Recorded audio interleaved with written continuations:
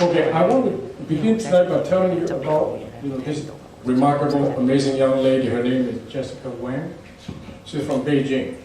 Okay, she came to STC. STC stands for Small Talks Circle, and she started coming in her first year, 2012. She graduated last year. How old are you? And she's from Beijing, so she went back to Beijing in August. She couldn't find a job. She was pretty not happy, lonely, sitting home doing nothing. So one day, she decided to take her little laptop and go to Pacific Coffee. So she went to Pacific Coffee in Beijing. She sat down, put her laptop down, start doing Facebook, Instagram, or something. And then she overheard, next table, there's two men talking. Okay. It's not that she wants to eavesdrop on these people, but tables are so close and all. So you hear it, right? And then it was a job interview. As it turned out, it was a guy, very senior person. I'll tell you in a minute, who he is, with Xiaomi. Well, know what Xiaomi is, right? Is Xiaomi part of Tencent? No. Competitors, right? Xiaomi, right?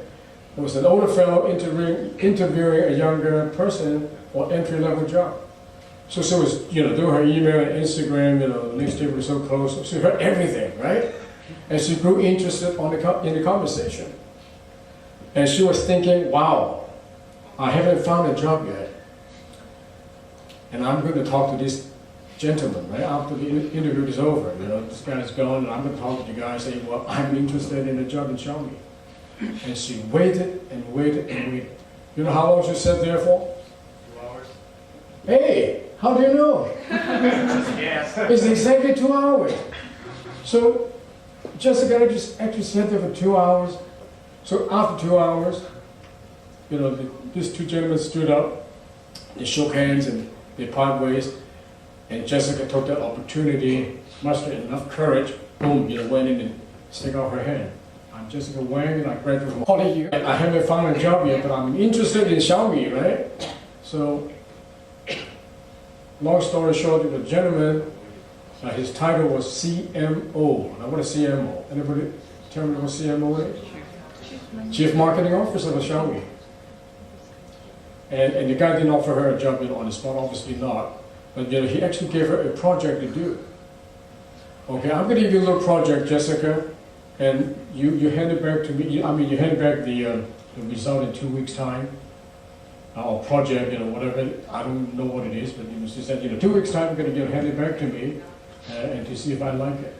So, lo and behold, 2 weeks came, and she handed in the project, and she was summoned for the interview. So she went for the interview in Beijing, and she got the job. And she said, Phil, so I'm so glad, you actually started Small Talk Circles 4 or 5 years ago, and I was able to attend. She actually came 6 times a year on average. She told me that. So 4 years, 4 times 6, 24. She said without STC, she would not have that courage and confidence, right? So I think STC has 3 things, she said to me. One is courage, determination, and how we pay. What is that? Thick skin, right? Right?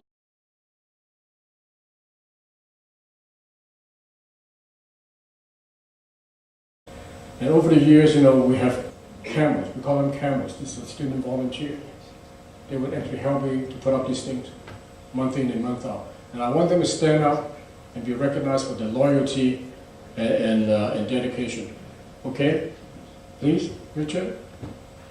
Everybody, don't be shy. Don't be shy. So in June, we're going to take our camels to Beijing to meet with our camels in Beijing. I started STC in Beijing and Shanghai in 2012. I have a small following, not too many people, but they do come every time we go up there for meetings. So we're going to have a little reunion in Beijing, STC reunion, Beijing, Shanghai, and Hong Kong in June. I'm just giving you a little bit about my background. I'm a science geek, technology geek. Went to MIT. Was responsible for the wearable computing group doing a lot of early stage wearable stuff. This is like 15 years ago, before wearables became a thing. So we were looking at a lot of weird technologies and stuff like that. And so then I had a lot of outside stuff outside of my PhD research. So within school, I bought my first company, which is in doing diamond-related technology, thin film diamond technologies and things like that. So and when I graduated, I decided to basically become a serial entrepreneur, focused on technologies related to diamonds. Okay, because my father actually is a diamond expert. Okay, so this is diamond. This is GE making diamond in the late 1950s, right? And through the years, like, humans have been defined by the material science they can master. Right? You think the technology or mastery of material science defined who we are as a species and our sophistication, right? And so in the 60s, I would say we come up to the silicon age, right? There's this new diamond age. Okay, so actually technology is such that silicon is petering out in terms of its ability to produce more progress. They need to look at new material systems. And so my first company out of school, my 50K, if you guys are into competitions, my 50K, entrepreneur competition project was taking a diamond composite that could siphon the heat out of microprocessors. So started a company out of school doing that. And that's what got me in the entrepreneurship bug. This is one of sort of the family businesses I have. This is a disc, and on the little white things are actually diamonds.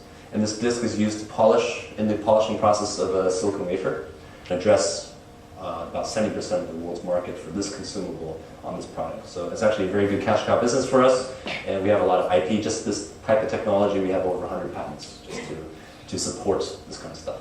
Okay, we can make gemstone diamond. So I actually have a venture now. When you want to make a business, it's not just about how cool your technology is, but it's also if you can market it, right? If you can actually sell it. And in the diamond industry, it's very old school, right? So it's very hard to break into that traditional industry. Right? So for that reason, we haven't. Although now we're exploring new models of e-commerce and things like that. The China angle is very interesting. So we're looking at this type of technology right now.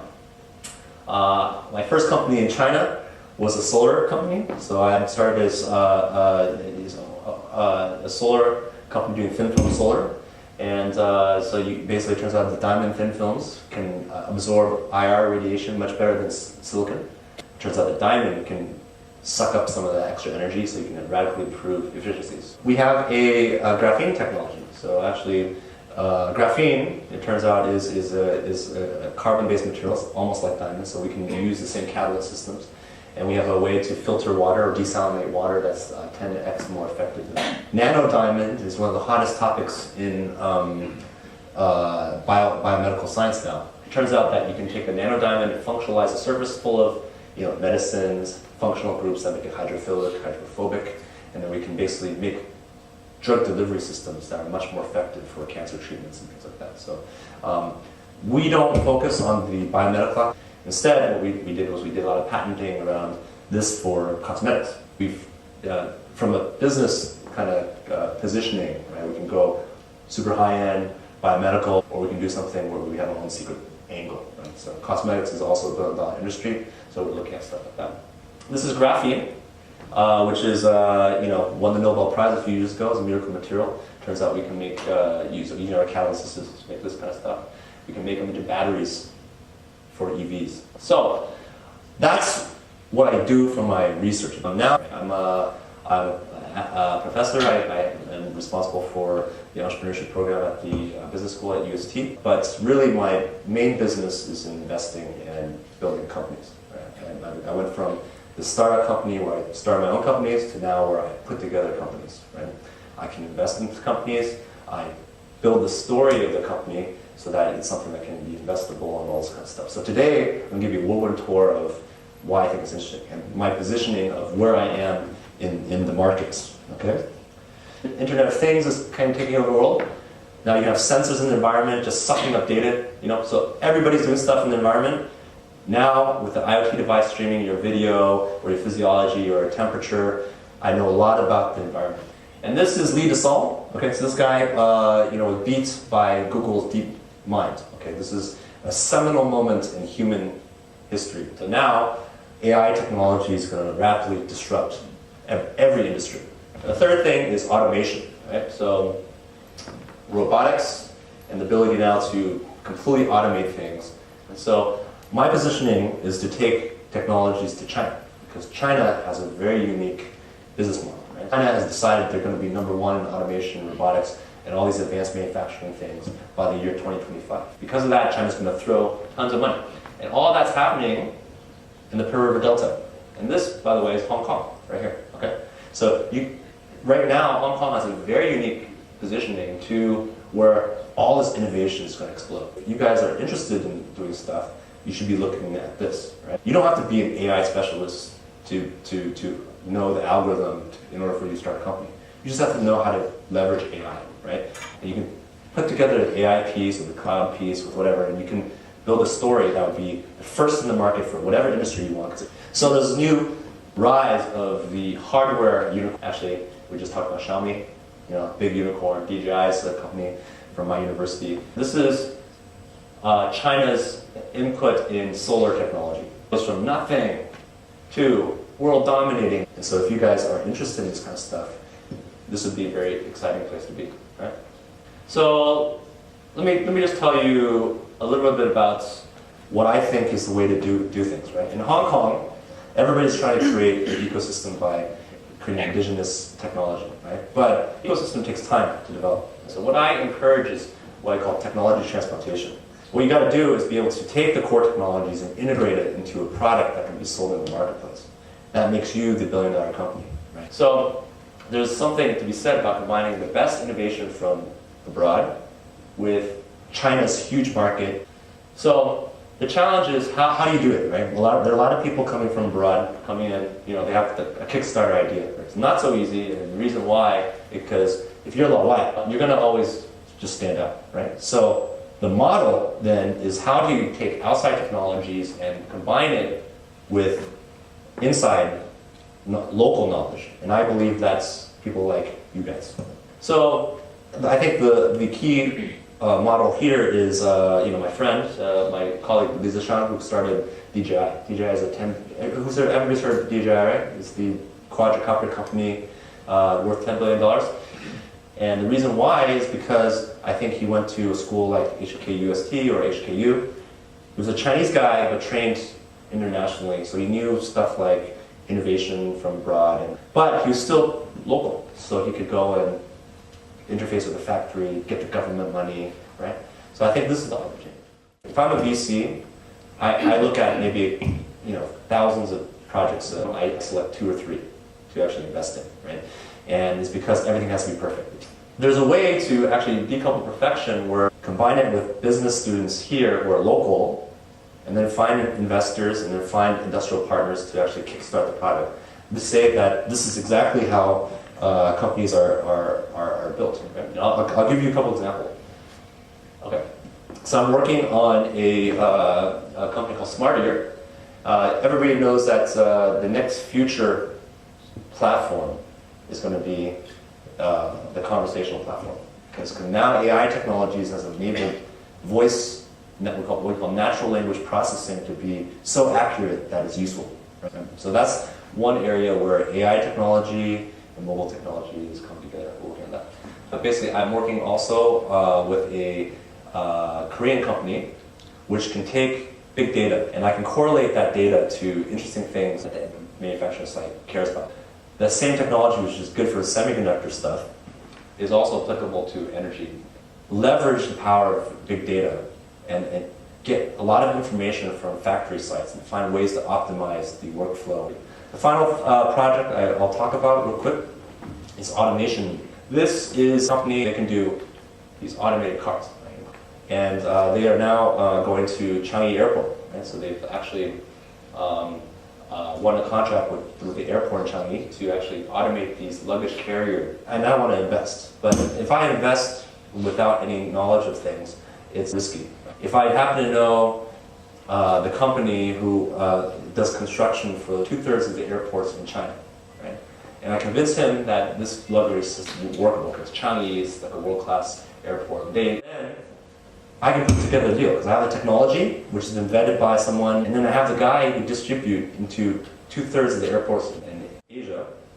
Then, if I tell this story to an investor, they're like, oh yeah, if I invest, I can immediately see this deploying all over China. So the key here is you have to understand how to solve the problem. So it's not just the technology. You have business side, how to actually get it into the market. I went from the whole path. I went, to become an entrepreneur and understand the trials and travails of that. I think being an entrepreneur is the way to do it. Right? So I've started half a dozen companies. I've been very wildly unsuccessful also. And that's part of being an entrepreneur. You learn what not to do as much as you learn what to do. And then based on that experience, now I understand how to be more abstract at the meta level. How do I build companies? I need money, I need tech, I need a local startup team. If I have all these capabilities and I can cook together a story, put it in a structure that can get investment and be off to the races. Right? So anyway, that's what I do. I think my time is up, so thank you very much.